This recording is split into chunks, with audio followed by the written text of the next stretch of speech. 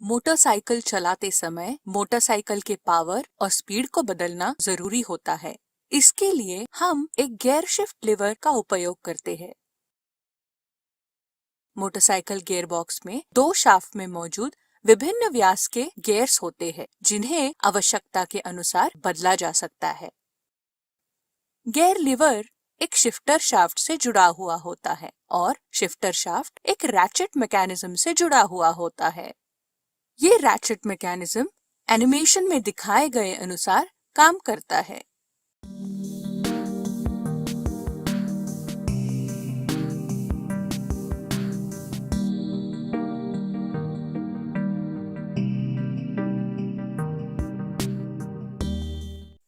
इस ratchet mechanism का उद्देश्य शिफ्टिंग ड्रम को एक निश्चित कोण पर घुमाना है। इस शिफ्टिंग ड्रम में विशेष आकार के स्लॉट्स होते हैं। इन स्लॉट्स में 3 सी आकार के शिफ्टिंग फोर्क फिट किए जाते हैं। प्रत्येक शिफ्टिंग फोर्क में एक एक डॉग गियर फिट होता है। जैसे जैसे शिफ्टिंग ड्रम घूमता है, शिफ्टिंग फोर्क्स दाएं या बाएं स्लाइड होते हैं, जिसके साथ डॉग गियर्स भी चलते हैं। शिफ्टिंग फोर्क और डॉग गियर स्लाइड करने का मकसद बाद में बताया जाएगा। पहले गियर बॉक्स में विभिन्न गियर्स को कैसे क्रमबद्ध रूप में रखा जाता है वो समझते हैं। इसमें एक इनपुट शाफ्ट और एक आउटपुट शाफ्ट होता है। अलग अलग व्यास वाले गियर्स इन दोनों शाफ्ट में रखे जाते हैं। कुछ गियर्स में इंटरनल स्प्लाइन्स होते हैं। ये इंटरनल स्प्लाइन अपने शाफ्ट के एक्सटर्नल स्प्लाइन से मैशिंग होते हैं। ये गियर अपनी शाफ्ट के गति में ही घूमने के साथ साथ दायां और बायां भी स्लाइड कर सकता है। सभी स्प्लाइन वाले गियर्स को लाल रंग में दिखाया गया है। कुछ गियर्स फ्री व्हीलिंग गियर्स होते हैं। ये गियर स्वतंत्र रूप में घूम सकते हैं, लेकिन दायां या बायां स्लाइड नहीं कर सकते हैं। सभी फ्री व्हीलिंग गियर्स को नीले रंग में दिखाया गया है। इन गियर्स के अलावा एक स्टैटिक गियर होता है जो इनपुट शाफ्ट से जुड़ा हुआ होता है। हम इन सभी गियर्स को 1 से 5 तक संख्या देते हैं ताकि समझने में आसान हो। कृपया यहाँ ध्यान दें कि प्रत्येक डॉग गियर में डॉग टीथ होता है, जो बगल वाले फ्री व्हीलिंग गियर्स में स्लाइड करके इन दो गियर को लॉक कर सकता है। अब हम समझते हैं कि मोटरसाइकिल में विभिन्न गियर कैसे बदले जाते हैं। अभी हम देख सकते हैं कि हर स्प्लाइंड गियर्स एक फ्री व्हीलिंग गियर के साथ मैश हुआ है। इस स्थिति में यदि हम इनपुट शाफ्ट को घुमाते हैं तो आउटपुट शाफ्ट तक कोई भी पावर ट्रांसफर नहीं होता है। यह तब होता है जब हमारी मोटरसाइकिल न्यूट्रल स्थिति में होती है।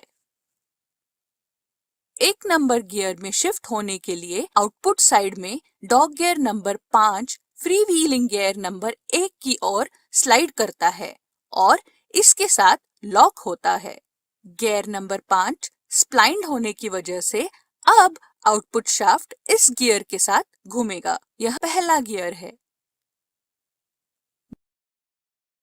2 नंबर गियर में शिफ्ट होने के लिए आउटपुट शाफ्ट में डॉग गियर नंबर 5 न्यूट्रल स्थिति में आ जाता है और डॉग गियर नंबर 4 स्लाइड करके 2 नंबर गियर के साथ लॉक हो जाता है।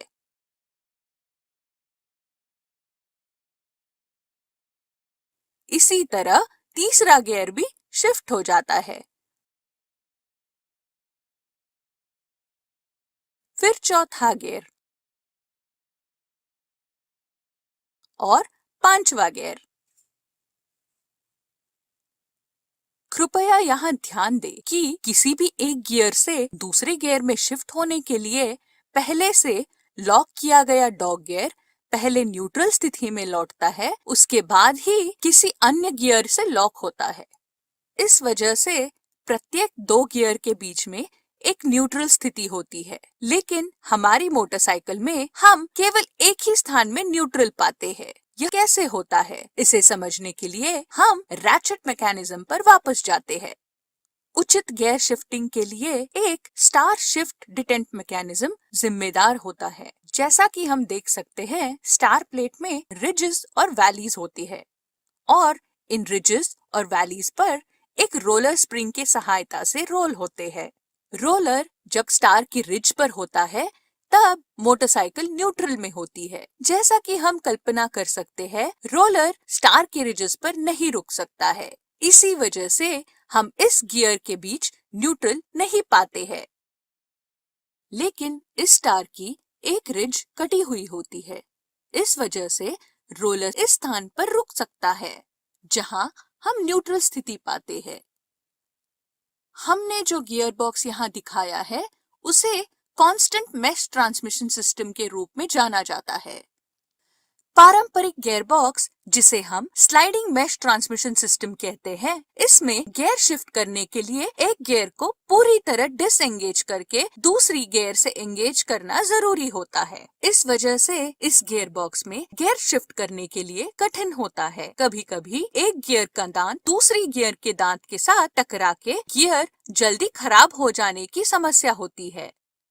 कांस्टेंट मेश ट्रांसमिशन सिस्टम में यह समस्या नहीं होती है।